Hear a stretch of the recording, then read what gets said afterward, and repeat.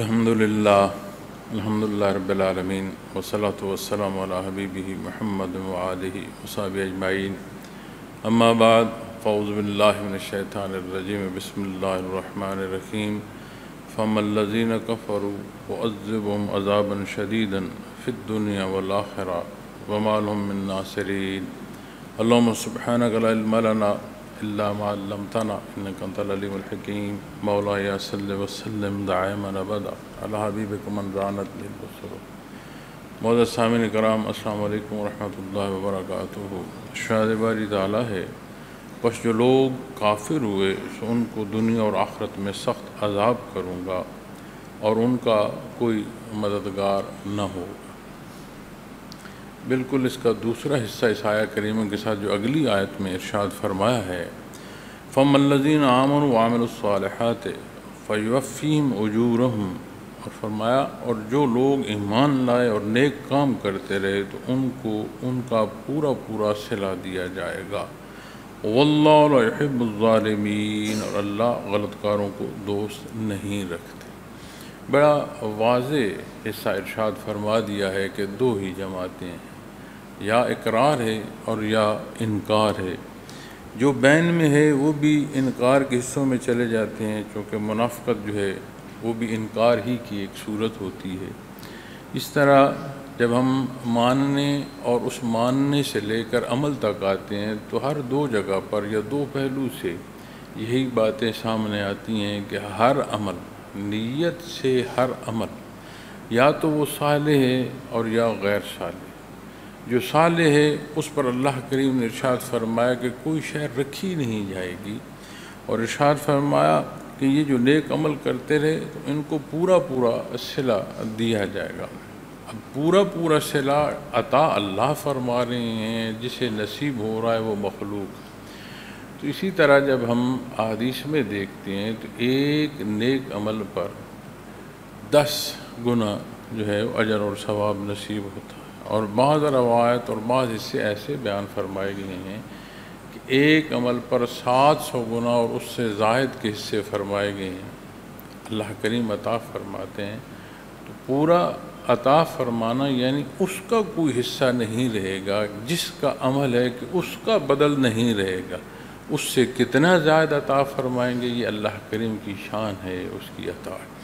لیکن جو انکار کرے گا فَأَمَّا الَّذِينَ كَفَرُوا فَأُعَذِّبُهُمْ عَذَابًا شَدِيدًا، یہ جو سخت عذاب ہے اس کے دو حصے فِي الدُّنْيَا وَالْآخِرَةِ، یعنی دنیا اور آخرت دونوں میں۔ اب دار دنیا سے جب کوئی جائے اور آخر تک تا دم واپسی اپنے اس انکار پر قائم رہا تو پھر دنیا کی تکالیف سے تو وہ گزرا، لیکن پھر وہ تکالیف کا سلسلہ ختم نہ ہوا بلکہ ہمیشہ اختیار کر گیا، چونکہ بے ایمان جب آخرت کو جائے گا تو پھر اسے کبھی سزا سے یا دوزخ سے چھٹکارا نہیں ملے گا۔ اس لیے کہ یہ اختیار اللہ کریم نے ہر ایک کو دیا ہے، وہ اپنا اختیار خود استعمال کر رہا ہے اور اپنے لیے تعین کر رہا ہے نتائج کا۔ اس کے اعمال، اس کی نیت اس پر انحصار ہے۔ اسی لیے قرآن کریم میں بڑا واضح بیان فرمایا گیا کہ اللہ کسی پر ظلم نہیں کرتے، یہ خود اپنے اوپر ظلم کرتے۔ اسی لیے قرآن کریم نے وہ شہادتیں بھی بیان فرمائی ہیں کہ یہ جب روح قبض ہو رہی ہوگی تب بھی، اور جب حساب کتاب کی بات آ رہی ہوگی تب بھی، اور عین دوزخ کے حالات جو بیان فرمائے تب بھی، یہ کافر اپنے انکار، اپنے متشدد ہونے کا اقرار کریں گے، مانیں گے کہ ہم نے غلط کیا۔ اب کوئی راستہ ایسا ہو کہ اس سے چھٹکارا مل جائے تو نہیں، پھر کوئی راستہ نہیں بچتا۔ دنیا کی زندگی میں اور دنیا کی زندگی اور اس کے پہلوؤں کو ہم جب اپنی خواہشات کی نظر سے دیکھتے ہیں تو ہمارا پیمانہ اور ہو جاتا ہے، لیکن جب اسے حقیقت یعنی جو اللہ کریم نے اس کی حقیقت بیان فرما دی ہے اور جیسے اسے مقرر فرما دیا ہے اس حکم کے تحت جب دیکھیں گے تو یہی سارا کچھ زندگی میں ہمیں پیش آ رہا ہے، اس کی حقیقت وہ ہوگی جو اصل ہے، اور جو ہم خواہشات سے دیکھ رہے ہیں وہ چکنا چور ہو جائے۔ اب دنیا میں جو انکار کر رہا ہے، ظاہری طور پر ایسے حالات بھی ہم دیکھتے ہیں کہ دنیاوی آسائش اس کے پاس ہیں۔ قرآن کریم میں کفار کا گلیوں میں چلنا پھرنا یعنی صاحب حیثیت ہونا، یہ بھی بیان فرمایا گیا ہے کہ کسی کو اس سے مغالطہ نہ ہو جائے، یہ بھی بیان فرمایا۔ یہ بھی بیان فرمایا گیا ہے قرآن کریم میں کہ انکار کرنے والے جو ہیں، جو نبی کریم صلی اللہ علیہ وسلم کی نبوت کا انکار کرتے ہیں، رسالت کا انکار کرتے ہیں، آپ کے ماننے والوں کا امتحان نہ بن جاتا تو ان کو سونے اور چاندی کے جو محل ہیں، جو رہائش ہیں، اللہ کریم وہ عطا فرمائے۔ یہاں ہمیں یہ پہلو بھی نصیب ہوتا ہے قرآن کریم کے آیت سے کہ اللہ مچھر کی جو مثال ہے یا اس سے بڑھ کر جو مثال ہے، اس سے بھی کسی کو ایمان نصیب ہوتا ہے اور کوئی معترض ہوتا ہے اور اپنے لیے بدبختی پیدا کرتا ہے۔ اسی طرح حدیث شریف میں آتا ہے کہ مچھر کے پر کی حیثیت جو ہے، اس کے برابر بھی اگر دنیا کی حیثیت ہوتی تو اللہ کریم ایک چلو بھر پانی جو ہے وہ بھی کسی کو نصیب نہیں۔ اب عطا میں اور دنیا کی جو آسائش ہے اور جو دنیا کی حیثیت ہے اور جو جاہ و جلال، ان تمام حصوں کو آپ دیکھتے ہیں تو جب آپ خواہشات ذاتی کی تحت اسے دیکھیں گے تو پھر قارون کا قافلہ گزر رہا تھا اور اسی آبادی کے لوگ خواہش کر رہے تھے کہ کاش ہمیں بھی یہ حیثیت نصیب ہو۔ قرآن نے بیان فرمایا جب وہ غرق ہو گیا، اسی آبادی کے لوگ پھر اس کے غرق ہونے پر توبہ کر رہے تھے کہ اس نے زیادتی کی، ظلم کیا، اللہ ہمیں محفوظ رکھے، ہمیں بچائے، معاف فرمائے۔ تو جب آپ اصل پر دیکھیں گے، رسول اور ضابطے سے دیکھیں گے، پھر جو طے ہوگا اصول، اس میں سمجھ آئے گی کہ سکھ کسے کہتے ہیں اور دکھ کسے کہتے ہیں۔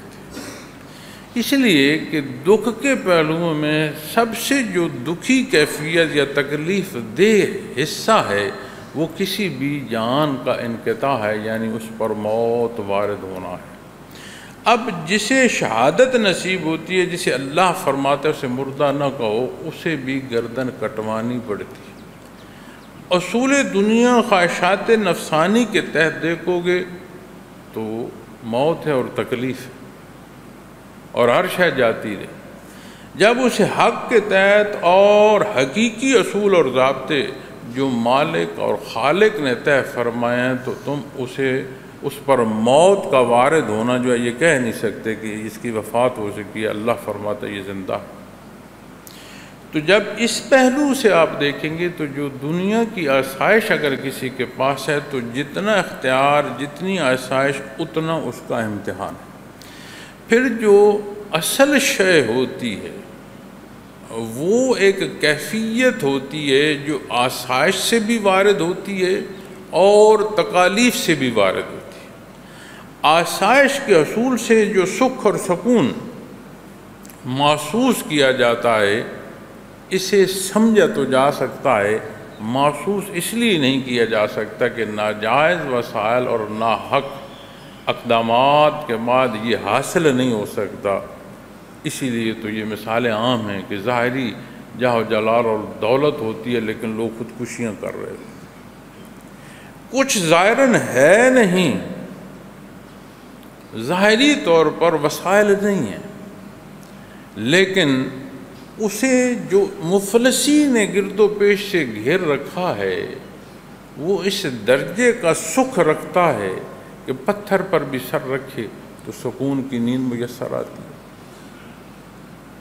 اب جو ظاہری اسباب ہیں انہیں دیکھتے ہوئے جس کے پاس ہیں یا جس کے پاس نہیں ہیں، دونوں کی وہ صورتحال جسے وہ خود جانتا ہے کہ اس پر کیا بیت رہی ہے، جب اسے دیکھیں تو قرآن کریم جو ارشاد فرما رہا ہے کہ جو کفر کرے، انکار کرے، انہیں دنیا میں بھی سخت عذاب ہے، تو وہ جو نہاں خانہ دل کی کیفیت تک ہے وہاں بھی تڑپ رہے گی، متذبذب رہیں گے، سکھ نہیں آئے گا۔ اور ظاہری پہلوؤں میں ہم دیکھتے ہیں بڑی جدید دنیا اور جدت کی مثالیں دی جاتی ہیں اسلام کے مقابلے میں، اور مسلمان دعوے ایمانی کے مقابلے، اور وہ یہ بھول جاتے ہیں کہ یہی جدت اپنی ماں اپنے باپ کو اٹھاتی ہے اور وہاں جا داخل کرتی ہے جہاں ان کی فیس گورنمنٹ دے کر ان کی دیکھ بھال اور ان کی خوراک کا انتظام کرتی ہے، اور بڑا کو اچھا پیش آ رہا ہو تو سال بعد ایک کاغذ لکھ کر بھیج دیتا ہے کہ والد کا آج دن ہے، اس کے والد کا دن ہونا منایا گیا، طے کیا گیا، اس لیے میں آپ کو آج کی جو خوشی ہے اس کی مبارک دے رہا ہوں۔ اور وہ اس ایک کاغذ کو لے کر بیٹھا ہے کہ یہ میری اولاد ہے، اور وہ ترس رہا ہوتا ہے۔ پھر جس مادیت کی بات کی جاتی ہے اس مادیت کی پلٹ بندے کی حیثیت ختم کر دیتی ہے۔ اگر بندے کا احترام ہے تو پھر مادیت پرستی کیا ہے؟ یعنی حیثیت کے ساتھ احترام ہے، اختیار کے ساتھ احترام ہے، یعنی پھر اس کی ذات کا تو نہ رہا۔ لیکن جب آپ دین کی طرف آتے ہیں تو جو آباتا ابتدائی قاعدہ بھی پڑھ رہا ہے، جو اس سے یہ سیکھ رہے ہیں، وہ دل سے اس کا احترام کر رہے ہوتے ہیں، اور ان کی خواہش ہوتی ہے کہ جہاں یہ قدم رکھے وہاں ہم اپنے ہاتھ رکھیں۔ اب اس کے پاس ہے کچھ، کیا ہے؟ دین ہے، اور دین کا ہونا سب کچھ ہے، اور دین نہ ہو اور سب کچھ ہو تو وہ سب کچھ نہیں ہے، اس کی کوئی حیثیت نہیں۔ اسی طرح پہلے حصے میں جہاں ارشاد فرمایا گیا ہے وَجَعَلُ الَّذِينَ اتَّبَعُوكَ فَوْقَ الَّذِينَ كَفَرُوا إِلَى يَوْمِ الْقِيَامَةِ، اور جو لوگ آپ کی پیروی کریں گے ان کو کافروں پر قیامت کے دن تک غالب رکھوں گا، یہ اللہ کریم کا ارشاد۔ اب اس کے بھی دو حصے، ایک وہ حصے ہیں جو اللہ کریم نے اصول اور ضابطے دیے ہیں، جہاں بھی شریعت اسلامی کا اطلاق ہوگا اس کے مقابل کوئی قانون، کوئی ضابطہ، کوئی حیثیت نہیں رکھتا، اس لیے کہ وہاں انصاف ہوگا جہاں اللہ کا حکم ہے، اور جہاں مقابل بات لائی گئی ہوگی اس کے اوزان درست نہیں ہوں گے، اس میں انصاف نہیں ہوگا، اس میں زیادتی اور ظلم ہوگی، اور وہ دیر پا یا قابل عمل نہیں ہوگی۔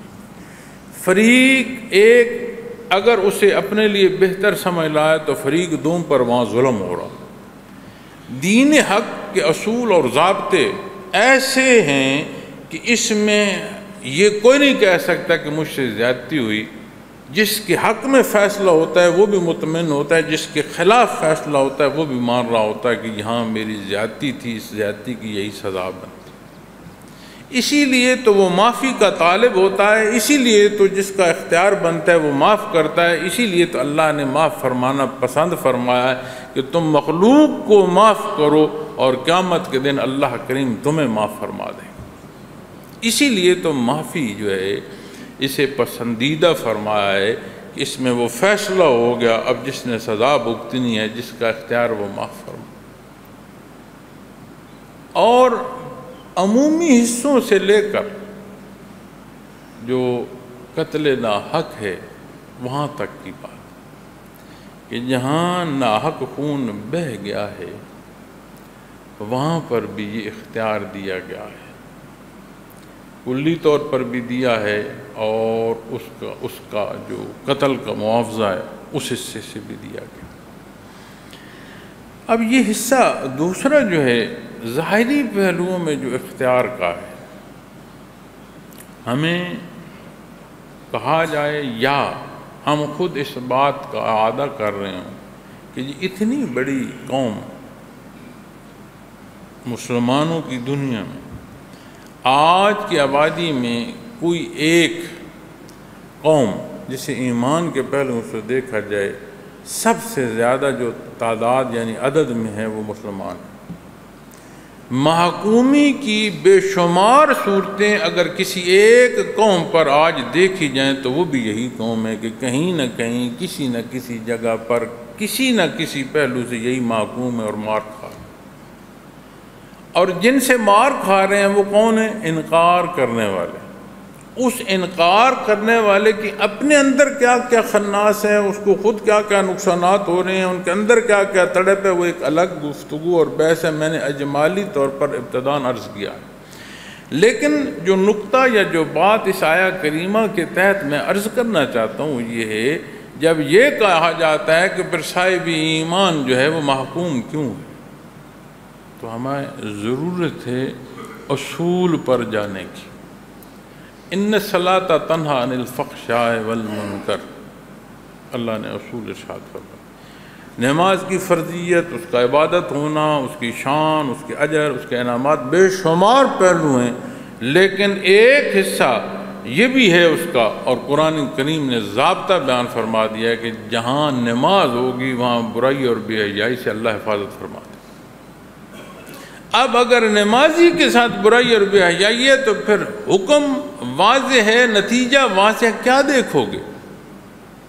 نماز کی ادائیگی دیکھو گے، اس نمازی کی نیت، اس نیت کو جانچنا ہوگا، اس کی ادائیگی اور جو اصول اور اسلوب دیے گئے ہیں، جو حکم دیے گئے ہیں، ان تمام حصوں کو جانچو گے تو سمجھ آئے گی کہ جو نماز ادا کر رہا ہے وہاں کہاں کہاں کمزوری ہے، وہ کمزوریاں دور کرے تو نتائج تو اللہ نے بیان فرما دیے ہیں، اور اللہ جو بیان فرماتا ہے وہ حق بیان فرماتا ہے۔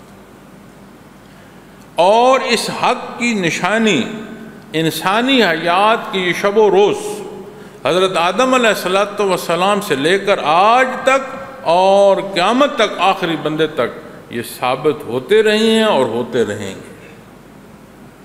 اسی لیے تو سارے اختلاف جو اسلام سے اور مسلمانوں سے اور اسلامی ریاستوں سے کیے جاتے ہیں، ان تمام جوازات میں کبھی کسی حکم کو جو قرآن نے دیا ہے اسے بحث میں نہیں لایا جاتا، اس لیے کہ اس بحث میں لایا جائے تو جو بحث میں لا رہا ہے وہ رد ہوتا ہے، وہ اصول کو جھٹک نہیں سکتا۔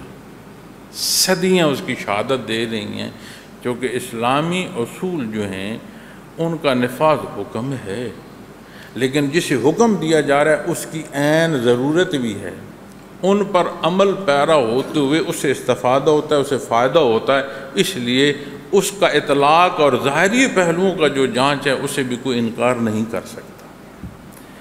تو جہاں اسلامی احکامات نافذ ہوتے ہیں وہاں غیر مسلم صاحب ایمان کیوں ہوتا ہے؟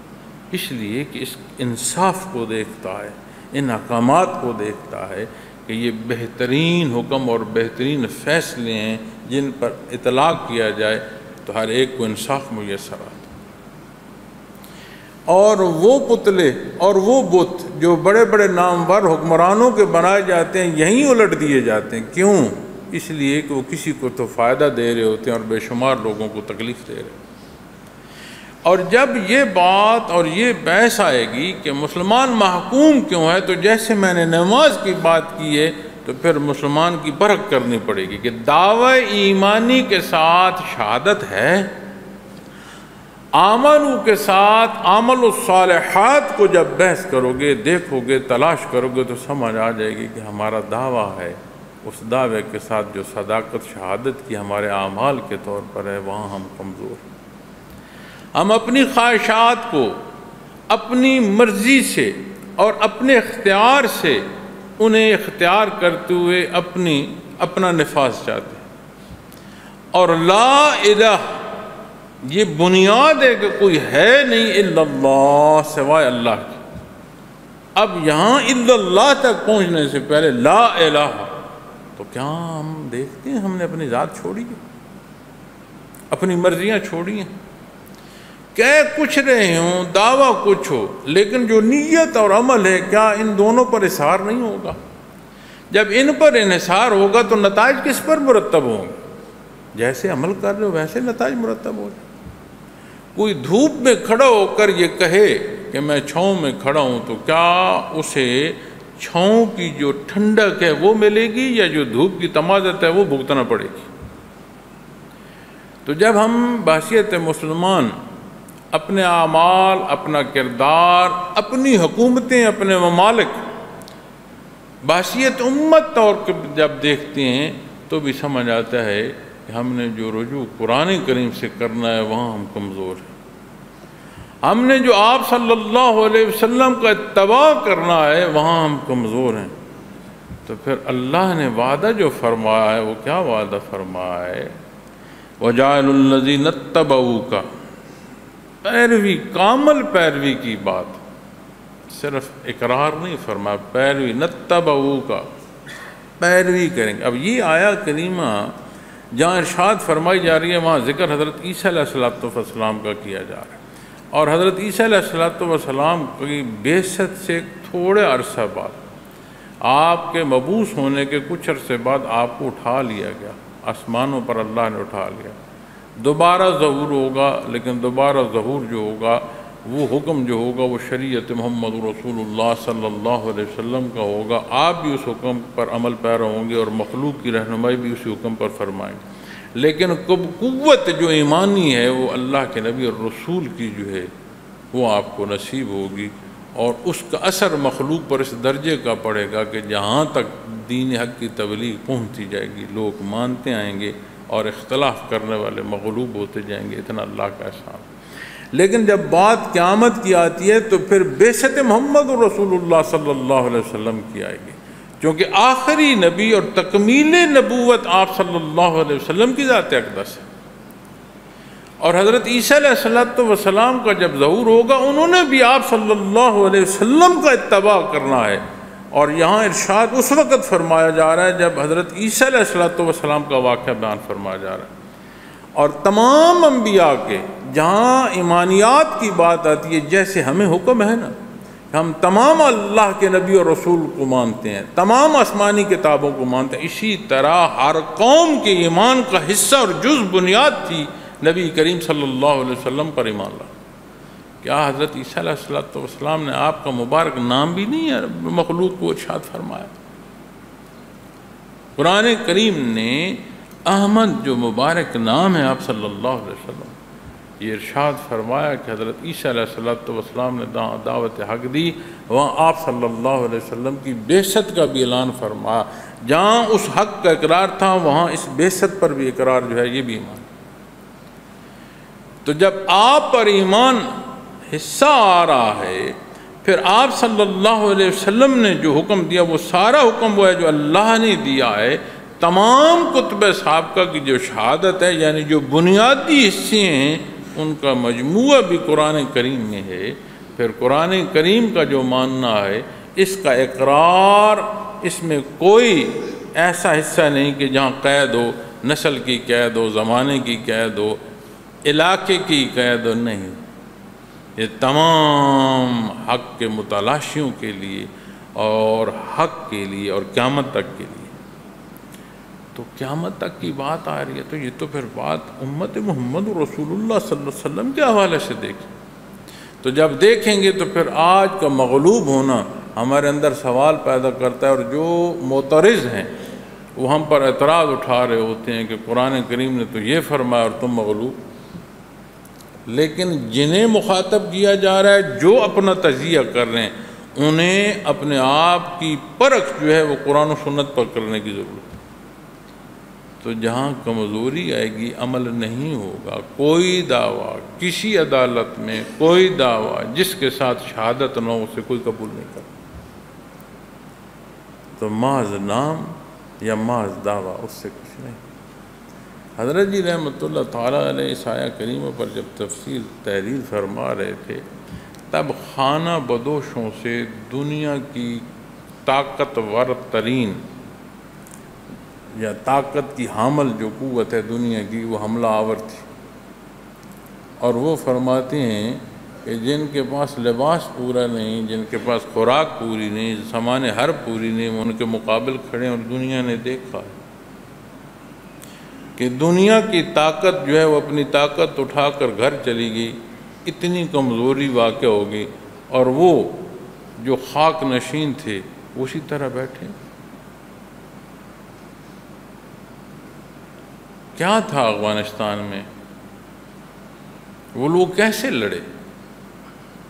کون سی قوت، عسکری قوت کون سی تھی؟ حیرانگی ہوتی ہے ان کی تعداد آج بھی اگر آپ معلوم کریں آپ حیران ہو جائیں گے کہ اتنی تعداد سے، اتنے ممالک سے وہ کیسے لڑ گئے، یا اتنی تعداد کے ساتھ آج انتظام کیسے کر رہے ہیں، یہ سمجھ نہیں آتی۔ بات افراد کی نہیں ہے، بات اللہ کے حکم کی ہے۔ غزوہ بدر میں کتنی تعداد تھی؟ اور کتنا سامان تھا، بھلے وہ خوراک کے پہلوؤں میں ہو، بھلے وہ لباس کے پہلوؤں میں ہو، بھلے وہ سامان حرب کے پہلوؤں میں ہو۔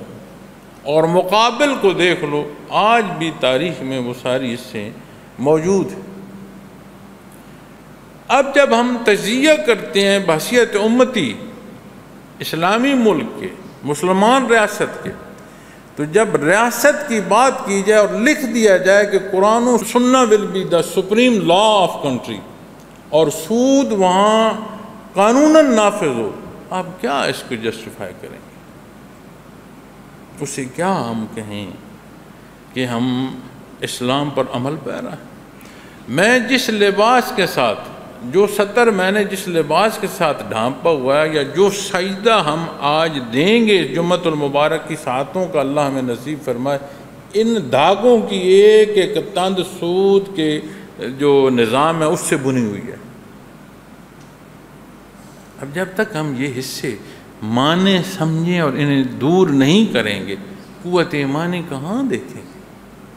جب اس ماننے کے ساتھ اعمال نہیں ہوں گے تو پھر دعویٰ ہوگا، پھر دعوے کا انحصار افراد اور عدد پر ہو جائے گا، اور عدد اور افراد کو ہم دیکھیں تو ہمارا انداز یا ہمارا طرز ایسے ہے، اس سے بڑھ کر اور سستی اور کالی کہیں ہو نہیں سکتی جو ہم نے اپنے معاشروں میں پیدا کر دی۔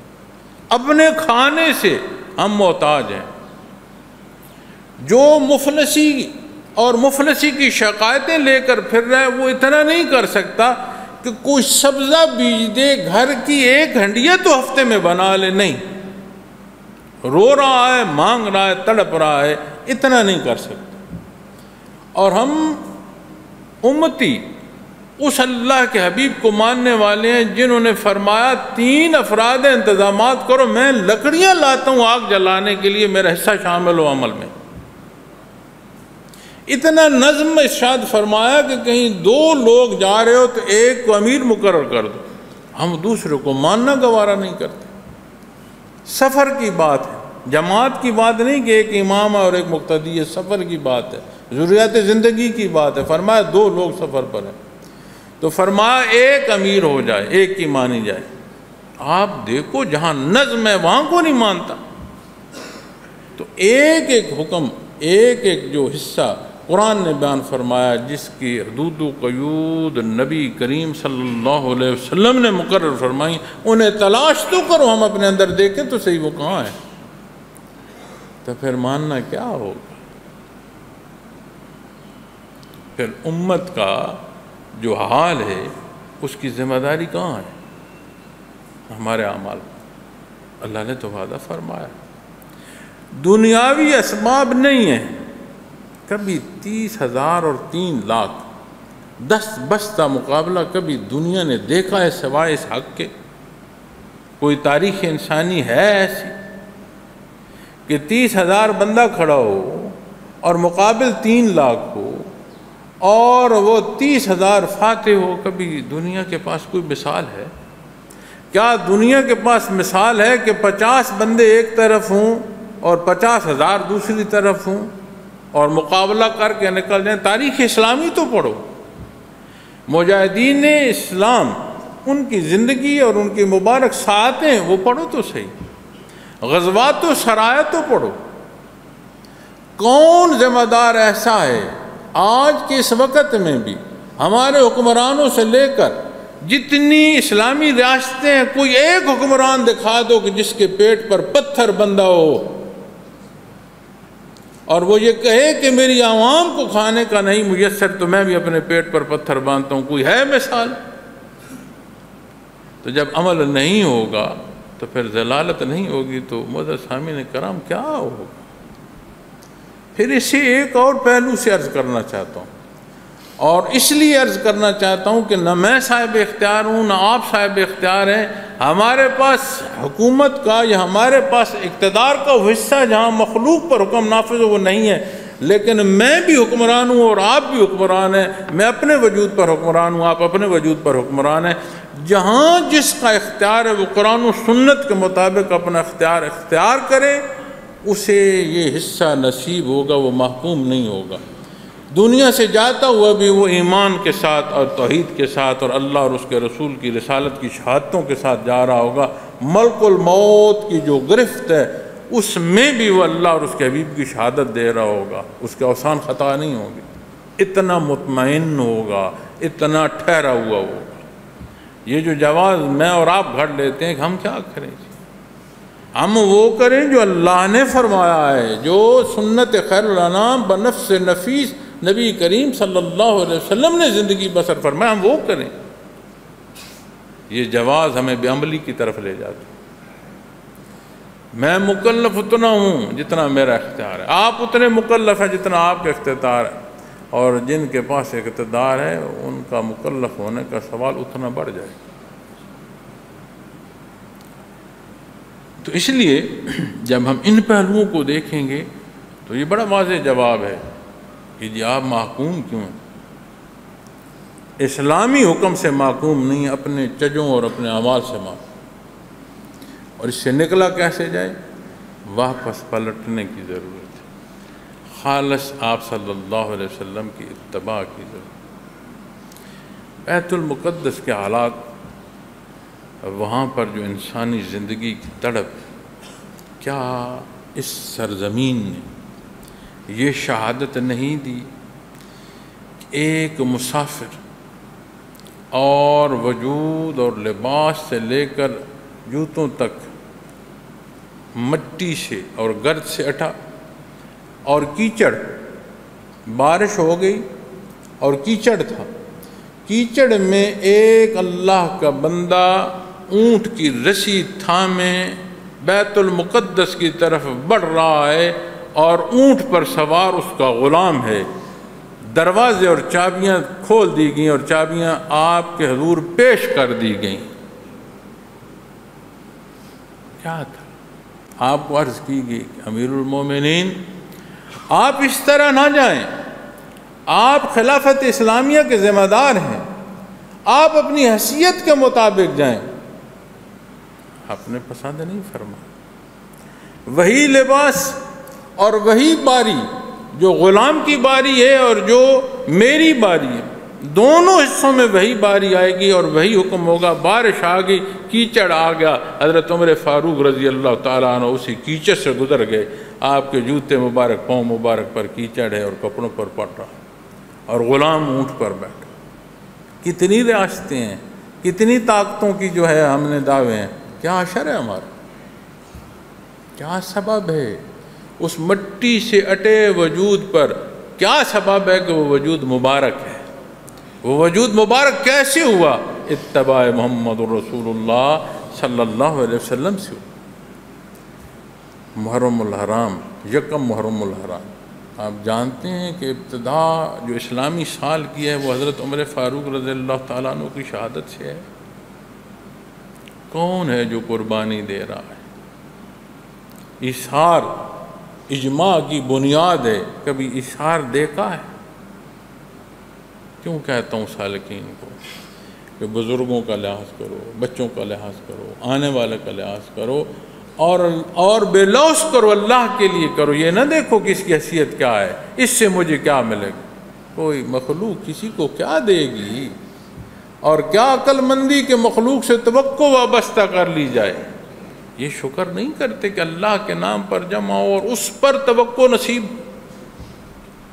ایثار اجماع کا، اجتماع کا، اکٹھ کا، معاشرے کا ایثار جو ہے یہ بڑی بنیادی حیثیت۔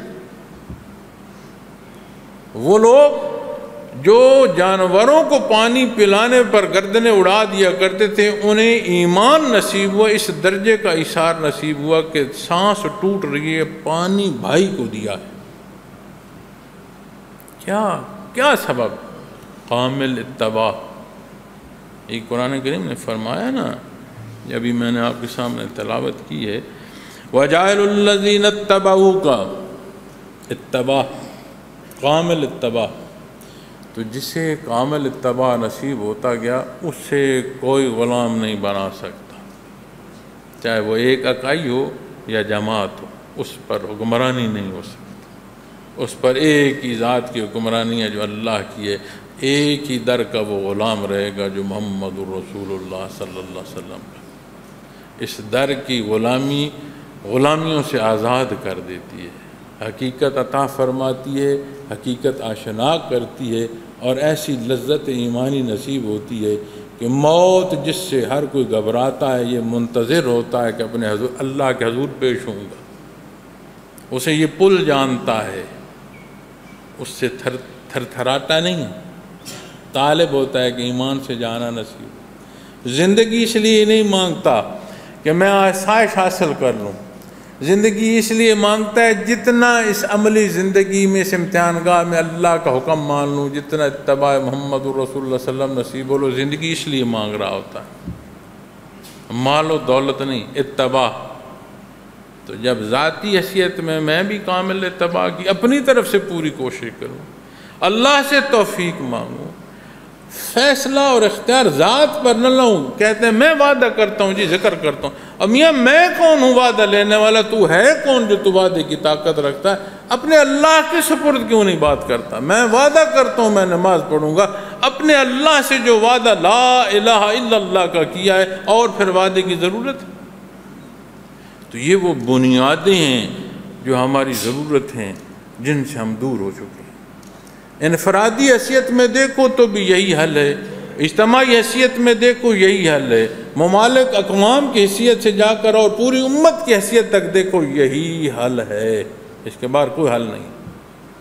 اللہ کریم یہ حق سمجھنے کی توفیق عطا فرمائے، یہ حقائق عطا فرمائے، اللہ حفاظت فرمائے۔ اللہ کا شکر ہے اس نے کلام عطا فرمایا، اور یاد رکھنا کلام ذاتی کی حفاظت کے معانوں میں نہ صرف ان کا موجود ہونا، ان کا سمجھنا اور ان پر عمل کرنے والوں کا بھی موجود ہونا حفاظت الہیہ میں داخل ہے۔ اللہ سے دعا کیا کرو بار الہ ہمیں ان میں شامل فرما جو تیری حفاظت میں آئیں، جنہیں یہ ماننا نہیں کامل اتباع نصیب ہو آپ صلی اللہ علیہ وسلم کا۔ اسی لیے تو یہ شب و روز یہ حیثیتیں صاحب ایمان کے سامنے کوئی حیثیت نہیں رکھتی، اس لیے وہ سمجھتا ہے یہ عارضی جہان ہے، یہاں کی فتح و شکست کی بات نہیں، یہاں کی فتح و شکست بھی اللہ اور اس کے حبیب کے حکم میں ہے۔ بات تو وہ ہے جہاں اللہ کے حضور سرخرو حاضر ہو جائے، اللہ راضی ہو جائے، وہ کرم فرما دے، اس کے غضب سے بچ جائے، اصل بات تو وہ۔ اور فرمایا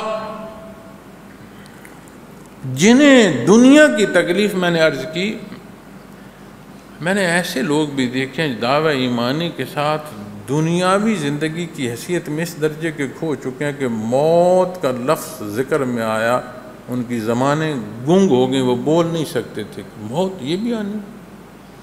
مسلمان لفظ موت سے تھر تھرا کے ہوش ہی جاتے، موت کی بھی بات۔ تو جب بات آپ کرتے ہیں کہ دنیا کی حیثیت ہو تو قرآن فرماتا ہے دنیا کا یہ جو گلیوں میں چلنا پھرنا ہے یہ آپ کو دھوکے میں نہ ڈال، ہو نہیں سکتا کہ یہ سکھ پائیں، یہ ہو نہیں سکتا۔ قرآن نے فیصلہ فرمایا جو کفر کرے گا اللہ اور اس کے حبیب کے مقابل آئے گا، اللہ فرماتا ہے اس کو دنیا میں بھی سخت عذاب دوں گا۔ تو وہ عذاب کیسا ہے؟ اب آگ بڑی شدید جلا دیتی، بڑی ایک متشدد حصہ ہے آگ کا جلنا۔ کہیں جلا بندہ تو اسے سمجھ آتا ہے کہ آگ کا جلنا کسے کہتے ہیں، اللہ معاف فرمائے۔ آگ بھی اللہ سے پناہ مانگتی ہے کہ دوزخ کی آگ کی جو تپش ہے وہ اتنی شدید ہے، دنیا کی آگ۔ تو دنیا میں بھی جو ہم سمجھتے ہیں، آپ نے دیکھا نہیں دودھ کیا ہے؟ غذا ہے، دوا کا بھی کام ہے۔ آپ نے دیکھا نہیں کہ لوگوں کو دودھ منع کر دیا جاتا ہے کہ تم دودھ پیو گے تو تمہارے لیے یہ بیماری بڑھائے گا، تمہاری زندگی کے لیے نقصان دہ ہو، ایسا دیکھا سنا ہے؟ ہم یہاں جنس جو کھاتے ہیں، ہمارا خطہ اس میں گندم، ہم دنیا جہان کی چیزیں کھا لیں، روٹی نہ کھائیں تو ہم کہتے ہیں ہم نے کچھ نہیں کھایا۔ ایسے لوگ ملتے ہیں جو یہ دانے نہیں کھا سکتے، نہیں نہ کھا سکتے، چاہیں تو بھی نہیں کھا سکتے۔ تو کیسے سمجھ سکتے ہو کہ جن کے پاس کوٹھی یا گاڑی ہے ان کو سکھ بھی ہے؟ صاحب ثروت جس کے مربے ہوں، ایک دانہ گندم کا نہیں کھا سکتا اللہ نہ چاہے۔ ہمارے سامنے مثالیں ہیں، اللہ فرما رہے ہیں ان کو تکلیف ہو تو تمہیں نہیں سمجھ آ رہی کہ وہ جو کچھ بھی ہے ان کے سکھ کا سبب نہیں ہے، ان کے لیے کوئی نہ کوئی دکھ کا سبب ہوگا، اسی تڑپ میں لگے رہیں کہیں جاتا نہ رہے۔ ہم کہتے ہیں بڑا حکمرانی کر رہا ہے، بڑا اختیار ہے، اس سے پوچھو وہ رو رہا ہوتا ہے کہیں میری کرسی چلی نہ جائے۔ اور بھائی کرسی پر بیٹھے ہو، جو بیٹھے ہو اس کا سکھ تو پاؤ نہیں، اس لیے کہ جب حقیقت نہیں ہوتی پھر لالچ ہوتا ہے، شیطنت ہوتی ہے، شیطنت اور لالچ میں سکھ نہیں ہو سکتا، اسی طرح تڑپ رہے ہو۔ بڑی ہماری یہ زیادہ در در دھکے کھا رہے ہوتے ہیں، منتیں کر رہے ہوتے ہیں، جو جہاں تو ایک پرچی مجھے بھی دے، کیوں کہ میری حیثیت، جب وہ مل جاتی ہے پھر تڑپ رہے ہوتے ہیں اب میں اس کو آگے کیسے لے کر دوں، تو کیسی دنیا۔ لیکن دنیا سے مراد یہ بھی نہیں ہے کہ دنیا کا حصول ترک کر دیا جائے، تاروں کو دنیا ہو جائے، یہ نہیں فرمایا۔ اصول اور ضابطے جو اللہ نے مقرر فرمائے اس سے دنیا میں ترقی، یہ بھی عبادت کے پہلوؤں میں داخل ہو جائے گا اگر حق پر چلو گے۔ قرآن کریم میں اللہ نے فرمایا دنیا بھی میری ہے اور آخرت بھی میری ہے، دونوں کو اللہ نے پیدا فرمایا۔ اصول ہیں، ضابطے ہیں۔ وَمَا لَهُم مِّن نَاصِرِينَ، اور ان کا کوئی مددگار نہ ہو، نہ اپنا اختیار ہے نہ کوئی اور ایسا صاحب اختیار ہے جو انہیں اس تکلیف سے نکال سکے۔ وَأَمَّا الَّذِينَ آمَنُوا وَعَمِلُوا الصَّالِحَاتِ فَيُوَفِّيهِمْ أُجُورَهُمْ، اور جو لوگ ایمان لائے، وَأَمَّا الَّذِينَ آمَنُوا، اور جو لوگ بولیں اگلا حصہ کیا ہے؟ وَعَمِلُوا الصَّالِحَاتِ، جتنی گزارشات پیش کرتا آیا ہوں تو جب آمنو کے ساتھ بات آئے گی عملوا الصالحات، کیا فرمایا؟ فَيُوَفِّيهِمْ أُجُورَهُمْ، تو ان کو ان کا پورا پورا صلہ دیا جائے گا۔ اللہ جل شانہ ارشاد فرمایا اب میں اپنا رکوع و سجود دیکھ لوں، اپنی عبادات دیکھ لوں، اپنی معاملات اور ان کے پیچھے جو میری محرک کے طور پر نیت ہے اسے دیکھ لوں، اور وہ غفور الرحیم معاف بھی فرمانے والا ہے۔ تحب العفو، یہ لیلۃ القدر کی دعا کا حصہ ہے کہ اے اللہ تجھے محبوب ہے معاف فرمانا، تحب العفو، محبوب ہے اسے معاف فرمانا۔ اس نے اپنی ذات پر رحمت لازم فرمائی، رحمت کو وسعت دے دی۔ واللہ لا يحب الظالمین، اور اللہ غلط کاروں کو دوست نہیں رکھتے۔ غلط کاری کیا ہے؟ تجاوز ہے، ظلم، کسی شے کا اپنے مقام سے ہٹ کر ہونا، یہ ظلم ہے۔ عدل کیا ہے؟ کسی شے کا عین اپنے مقام کے مطابق ہونا، اسے عدل کہتے ہیں۔ زندگی میں اقرار حق نصیب ہوا، اعمال اختیار حق نہیں کیے، آپ نے اپنی زندگی کا عدل بگاڑ دیا، اس میں اعتدال نہیں رہا۔ جب آپ اس میں ظلمت داخل کریں گے تو نتائج بہتر نہیں ہوں گے، تکلیف دہ ہوں گے۔ اور اللہ نے ارشاد فرمایا کہ جسے عمل صالح نصیب ہوا اسے پورا پورا صلہ دیا جائے گا، اور یہاں اللہ نے دنیا اور آخرت نہیں ارشاد فرمائی، لیکن پہلے حصے میں دنیا اور آخرت ارشاد فرما دی گئی ہے۔ اس کا مطلب ہے جو حق پر چلے گا اسے دنیا کی زندگی سے سکھ نصیب ہونا شروع ہو جائے گا۔